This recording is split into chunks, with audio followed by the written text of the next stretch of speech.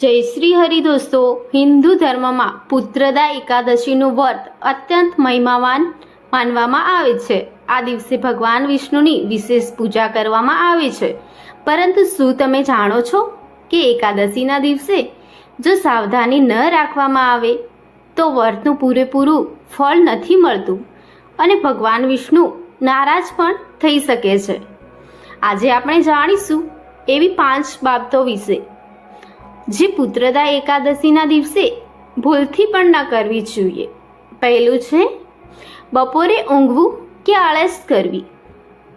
શાસ્ત્રો અનુસાર એકાદશીના દિવસે બપોરે ઊંઘવું ના જોઈએ। ઊંઘવું એ વર્જિન માનવામાં આવે છે।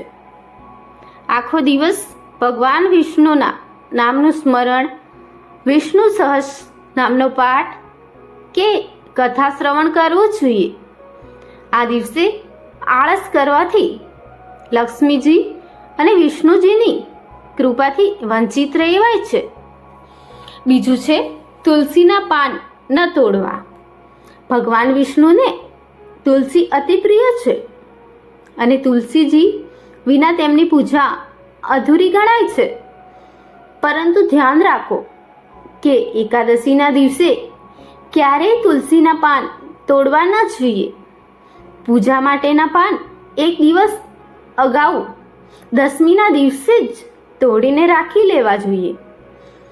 નંબર 3 છે ક્રોધ, અસત્ય અને વાદ વિવાદથી દૂર રહેવું। એકાદશીનો દિવસ આધ્યાત્મિક સાધના અને શાંતિનો દિવસ છે।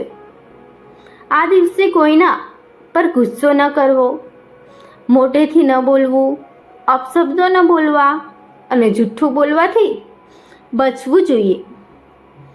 ઘરમાં શાંતિનું વાતાવરણ રાખવું પણ ખૂબ જ જરૂરી હોય છે। નંબર 4 બિનસાત્વિક ભોજન કે આહાર।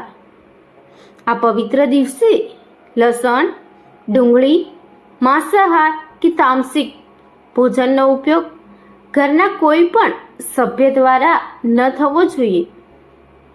જો ઘરમાં વ્રત પણ ન હોય તો પણ શુદ્ધ સાત્વિક ભોજન જ બનાવવું અને બનાવતી વખતે પણ પવિત્રતા જાળવવી જોઈએ।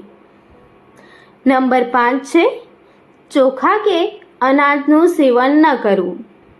એકાદશીના દિવસે ચોખા ખાવા સખત વર્જિન માનવામાં આવે છે।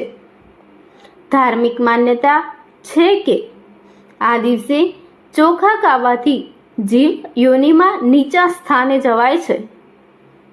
જો તમે પણ વ્રત ન રાખતા હો તો પણ આ દિવસે ઘરમાં અનાજ કે ચોખા રાંધવાનું ટાળવું જોઈએ અને સાત્વિક ફળાહાર કરવો જોઈએ।